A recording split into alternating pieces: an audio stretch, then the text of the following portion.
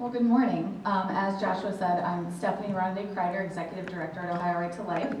I don't know if I would call myself the big guns, but I will say that the other speakers are maybe in luck since I was a last minute addition and it turns out I'm first. I'm setting the bar pretty low. No, I'm kidding. I have lots of good things to say, don't worry. I'll give you guys a little bit of background about me. Can I take this off of here? Probably I don't know, can you? I don't know, I'll leave it here. I'll just try not to move around too much. Just to tell you a little bit about myself, I'm from Columbus, Ohio originally. That's where I live now as well. I worked in the state legislature for two representatives who are actually both from the Dayton area, which is just coincidental. John White was the first. I don't know if anyone here knows him. He's a very good, godly man, pro-life. And Peggy Lehner, who's currently a state senator, but I worked for her when she was still in the House. So I had some very, very good pro-life mentors in my time. That was my first job coming out of college and, just really learning how to talk about the pro-life issue in that kind of context, in that kind of audience was a really valuable experience for me. So that's a little bit of my background. I began working with Ohio Right to Life in 2009. I came on part-time because I was interning with my church at the time as well in a pastoral internship. But I began part-time as a special projects coordinator. I got to do a lot of work on the 2010 campaign. That was also the time that Obamacare was being debated in Congress. And so I got to learn a lot about that law. I got to do some lobbying at the congressional level on that bill. So I think the timing of it, timing of my sort of involvement in the pro-life movement in Ohio was very fortunate. I'm going to give the credit to God for that. But I have gotten to learn a lot of things and it's really all been like trial by fire, like show up and go lobby on this horrible healthcare law. And after you're done with that, come back to Ohio and let's start talking about a late-term abortion ban that we don't have on the laws yet. So it's been a really interesting experience for me. I will share too, I recently was looking at the Ohio abortion reports, which if you don't know, the state of Ohio actually puts out a report every year detailing the number of abortions in our state. We're really fortunate to have that because not every state even gets that kind of data. And the number of abortions in Ohio peaked in 1982. Coincidentally, that is the year that I was born. And so when I really contemplate that, I feel very lucky that I'm here to do this. I feel very lucky that I have the parents that I have. I feel very lucky that I have the background that I have. But I also feel a lot of weight from that when I think about the number of children who weren't in the classrooms next to me growing up and the number of children who weren't in the neighborhoods with me growing up. It's a lot. It's a staggering number. I don't know the exact number from that year, but I want to say it's something like 40,000 or 45,000. And that's just in 1 year. And granted, that's 30-some years ago, and we've come a long way. Ohio has really managed to decrease those numbers, and I'll get to talking about how we've done that in just a little bit. I believe the most recent year that we have numbers for was 2012, and I think it was a bit over 25,000. So 25,000 is still too many. One is still too many, but it's a lot less than 45,000. And so we're making progress, we're making headway, and I'll talk a little bit more about how we've done that as well. Quickly, I just want to ask how many of you in this room have been involved in the pro-life movement for maybe 10 years or more? Can you just raise your hands? How about 15 years? 20? Yeah, probably 15. 30? Not that long. God bless you. I'm so thankful for the work people like you have been doing, and that you have just stayed so dedicated to it for so long. I'm like 30-something, and I'm the executive director of an organization. That's ridiculous. I'm incredibly grateful for the opportunity, but I really lean on people like you who've been doing this for a long time, who know what you're doing, who know that we're all in it for the long haul. I just want to thank you for your service. I really, really respect what you've been doing.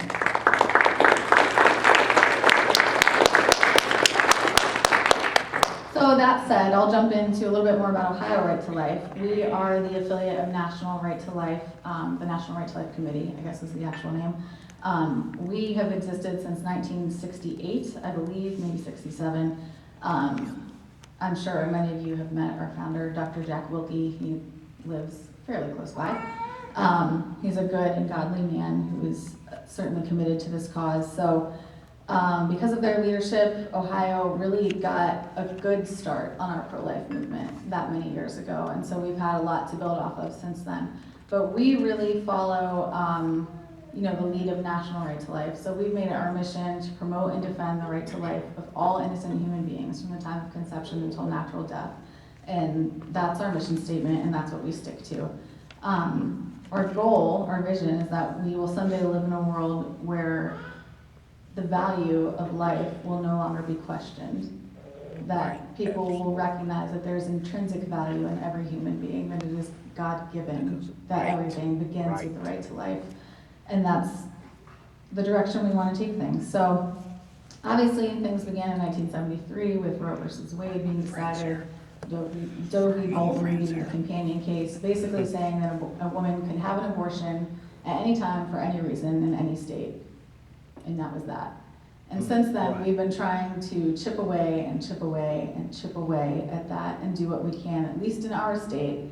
There's a lot of collaboration between other states as well. There are a lot of states who've had a lot of success. And there are a lot of states that we just really need to pray for. Absolutely. A lot of states that just really aren't gonna come around because they don't have leaders who care about this issue, and that's really tragic.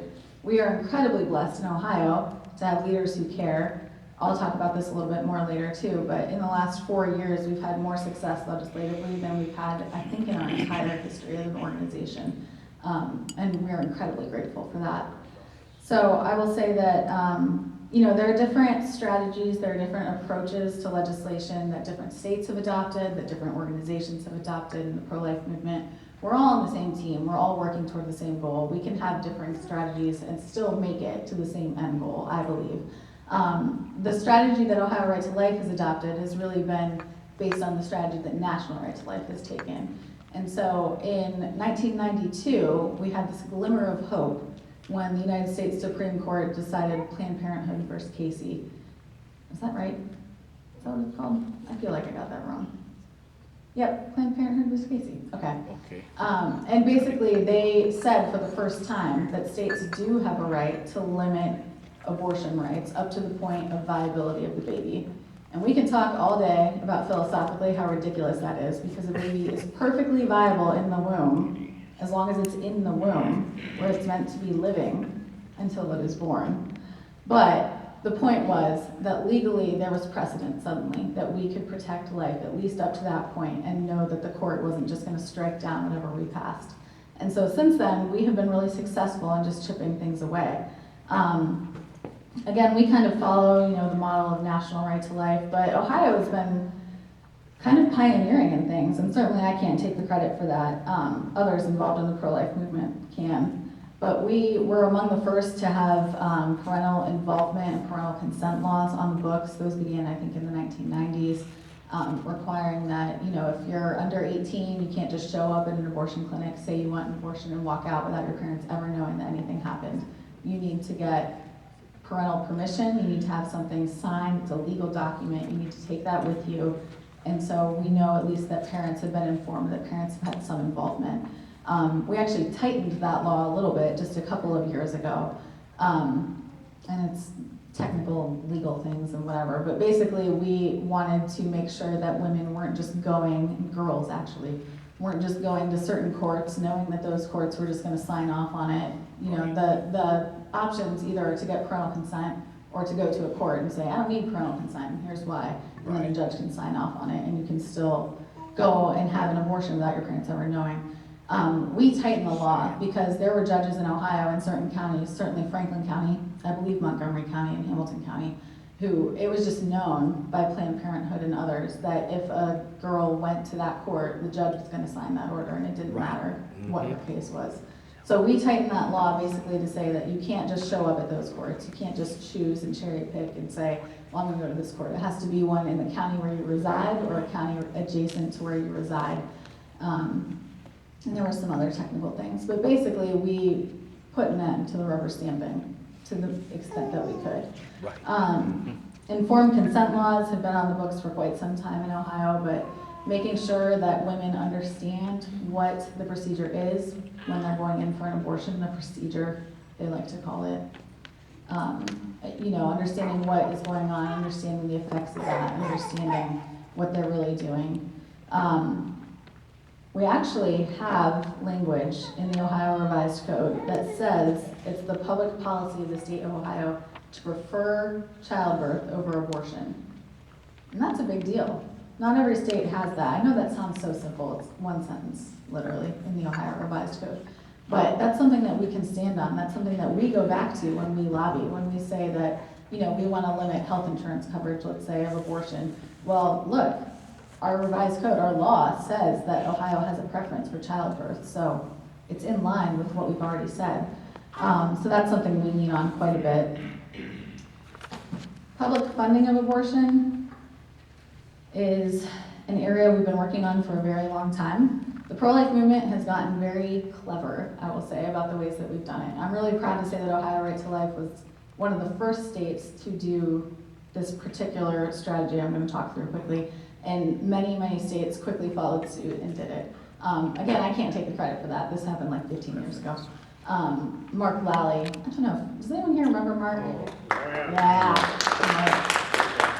He was such a good man. Just as a sidebar, I'll tell you, I had the honor of working with him for about a year when I first began with Ohio Right to Life. And I never really knew what Mark thought of me, because he was very quiet, very focused on what he did, and I was the new girl, and I had lots of ideas, and he hated most of my ideas. And he was just like, oh, we can't do that, because blah, blah, blah. But he was like a walking encyclopedia. I mean, he knew everything. And so I was just like, well, I can't argue with you. I mean, I know, you know what you're talking about. I can't argue with that.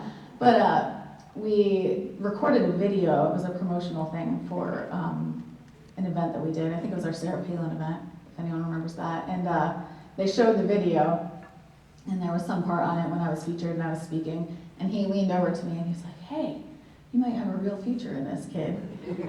And I just treasure those words. I treasure that memory since his passing. That gives me so much hope that I can actually do what I'm doing.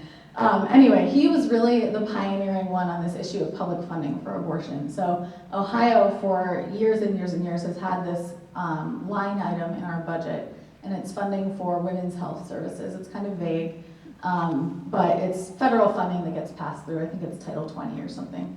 And the money forever just went straight to Planned Parenthood and went from the federal government to the Ohio Department of Health to Planned Parenthood's pockets. Just boom, boom, boom. That was just how it went. And Mark brilliantly put language in, and it was very simple. He lobbied legislators, and he got someone to put language in that just said that we have to give preference to public organizations, like public departments of health, for those funds. That was it. And just like that, Planned Parenthood wasn't getting Title 20 through that specific fund anymore. Just like that. Now, Governor Strickland came in, and he ended up just striking the whole line item so that no one got funding. But, if you want to talk about being anti-women's health, thanks, Governor Strickland. But other states immediately pursued that. So 2 years ago, I had the pleasure of meeting the lobbyist for Texas Right to Life. He flew up to Ohio to help us with our Planned Parenthood defunding legislation. And, he was like walking me through the technicalities of it and their experience in Texas and all of these things. And he was like, well, this idea came from Ohio. And I was like, what? And he was like, we stole this from you. And then we just applied it to this different funding. So here we were trying to learn from them to do something differently when he had gotten the whole idea from us to begin with. So obviously we all share a lot of information in the pro-life movement.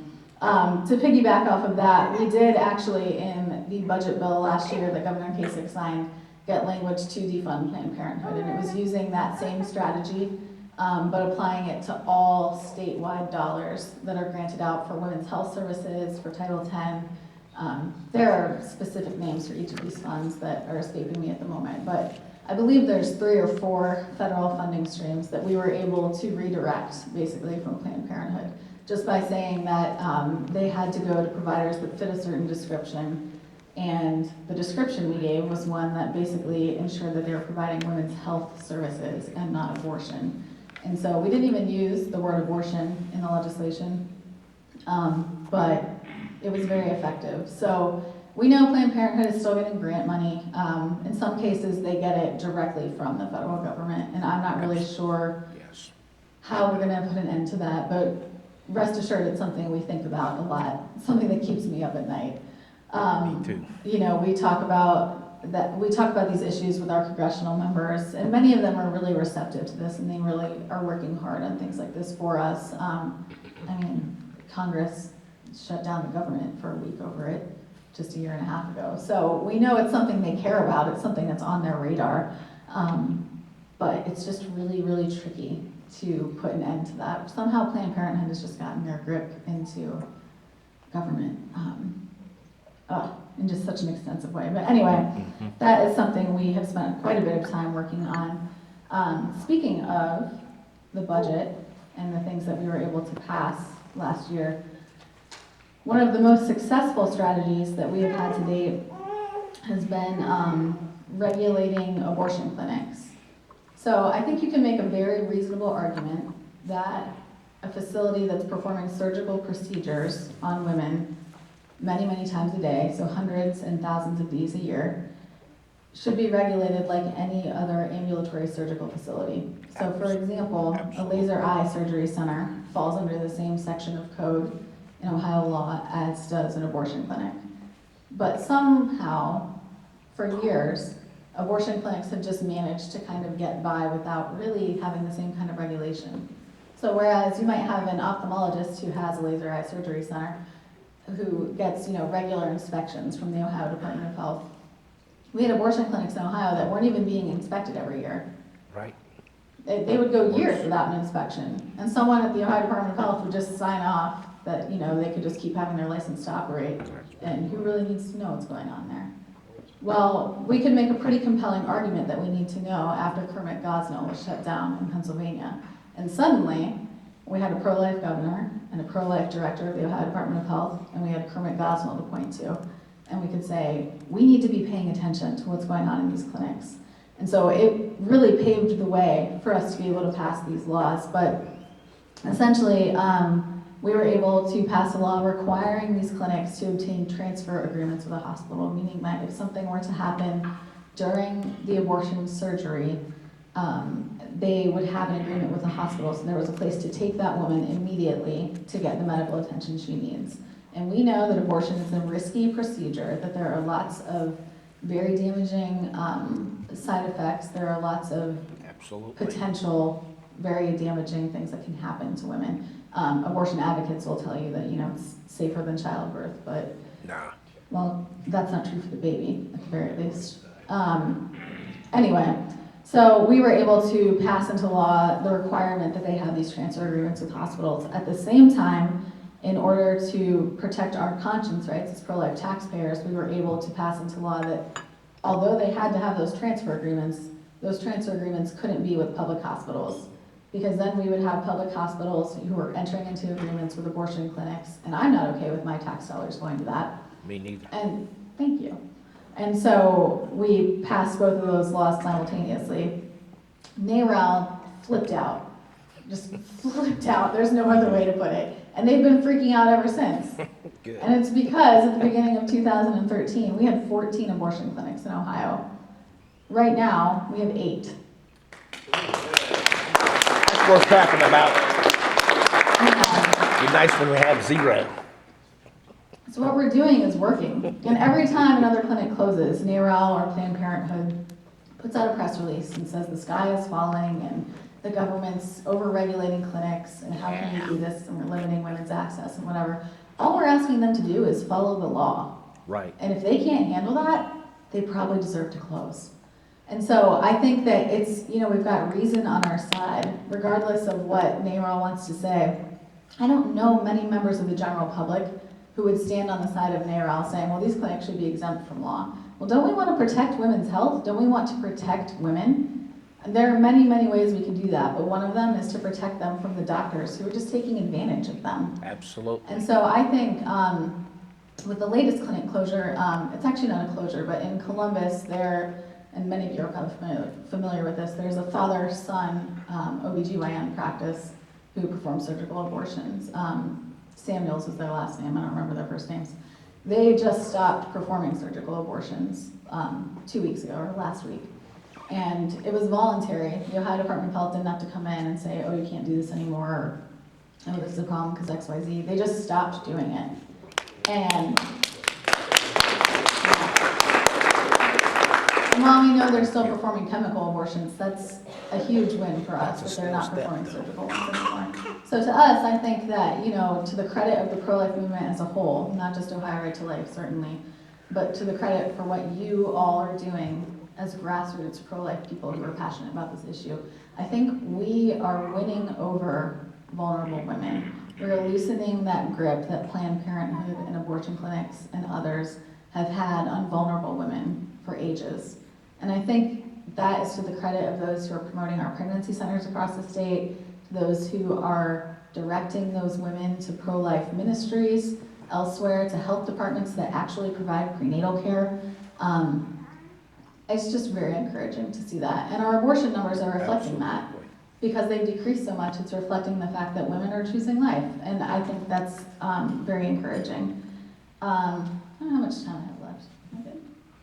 Oh, not much. Okay. I want to allow some time for questions because I think you guys might have some. But lastly, I'll just say that we also, in the budget last year, were able to create the Ohio Pregnancy and Parenting Program. And this is the first time, the grants were just awarded a week ago. This is the first time that the state of Ohio has put any monetary resources into pregnancy centers. And we managed to basically flip the funding. I can't remember what program it came from, but it was in line with what we were doing, taking funding away from Planned Parenthood. We docked their funding by like $1 million and added that funding to this new program, Ohio Pregnancy and Parenting Program. So of course, Planned Parenthood hated that. Great. But we were able to redirect the funds basically to pregnancy centers who are providing real care for women in crisis pregnancies. Vivian, is that you over there? Yes. Vivian is one of the recipients of that grant. I would like to give her a hand. We're just really pleased to see Elizabeth New Life Center getting that kind of funding. We know that they'll do incredible work with it. So that's something you'll probably be getting, some updates from us on in the coming year. And we need to really make a strong case to the governor and to the legislature that that's something worth funding. And so we're going to be concentrating a lot on that. Lastly, I'll just say, I don't know if I mentioned this, but previously I was the legislative director at Ohio Right to Life. So that's why I am well-versed enough to just kind of speak about this off the cuff. But I had the honor of being legislative director when Ohio's late-term abortion ban was passed in 2011. And people are always shocked when I tell them this, but abortion was legal through all 9 months of pregnancy until October of 2011 in our state. And even among my friends who aren't 100% pro-life, just because they're not that engaged on the issue, but I'm working on them, even among them, they'll just say, what do you mean? Late-term abortion isn't illegal everywhere. It's not illegal everywhere. Ohio is so lucky that we have the pro-life legislature that we do, and that we were just able to pass a late-term abortion ban, and that saves thousands of babies every year now in our state. So with that, I feel like there are other things I wanted to cover, but I really want to allow you to ask questions. No? More time? Keep going. Oh. You have 7 minutes till questions. Oh, I get it. I should have asked. Well, I will say though too, other things that we have worked on that have just been on the books for quite some time in Ohio. Well, let me think. Sorry guys, now I'm all thrown off by my extra time. Yesterday actually I had the pleasure of speaking with someone from the Texas Alliance for Life. They're not the National Right to Life affiliate in Texas, but they work pretty closely with them, I think.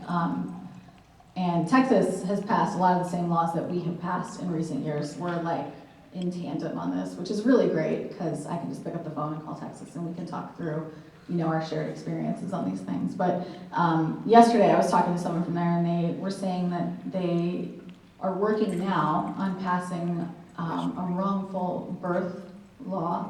Oh, yeah. So, do you guys know what wrongful birth lawsuits are? What's that?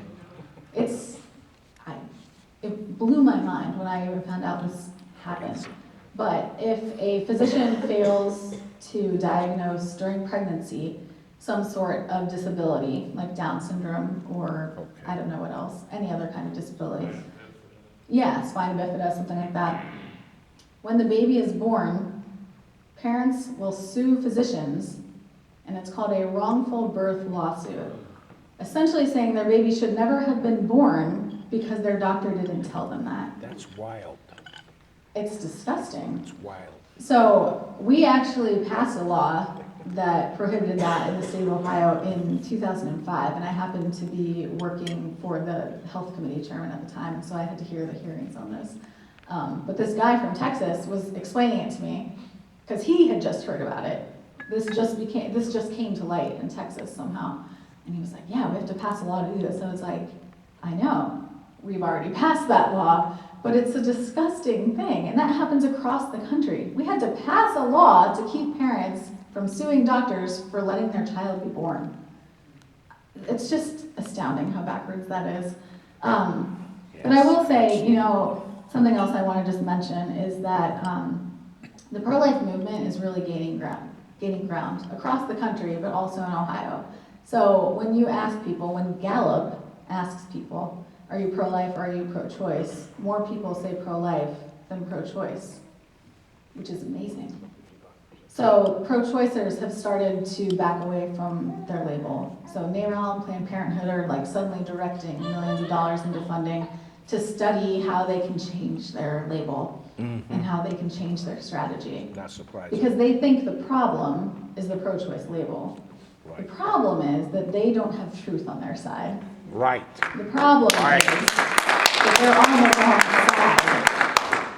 So it's really interesting to be reading about this, and I think that the more we can just speak the truth, the more we can just point out the reality of abortion, the reality of how it hurts women, the reality of how it's hurt families, the reality of how this has hurt our entire culture, the more ground we are going to gain.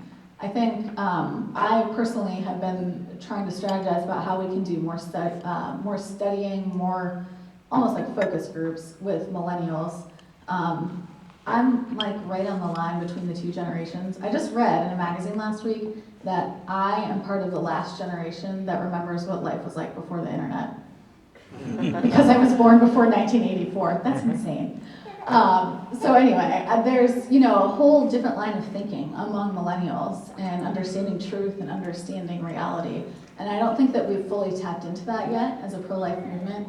I think that in general, millennials are very interested in what is truth and understanding that. And so I think we have a lot of opportunity. We just need to connect those dots and figure out exactly how it is that we can message this. Because as pro-choicers are trying to change their strategy so that, they no longer have to talk about abortion, but can still somehow reel women in on that side. We just need to figure out how we can get the truth out there ahead of them. And I actually don't think it's that difficult. I just think that we need to really have a strategy to do it. So I think that's something the pro-life movement is really beginning to work through now. Legislation obviously plays a part in that. The better our law protects babies, the better off we are, and we know that. But I think that at this point in time in Ohio, we have a real opportunity to kind of start changing that conversation. And, we definitely still have opportunities to pass pro-life legislation, and we will take advantage of that. But I think we really have an opportunity to reach out to younger people and just figure out how we can change that conversation and get them thinking and get them understanding what the pro-life movement is. I see Josh standing up, so. Does anyone have any questions for Stephanie?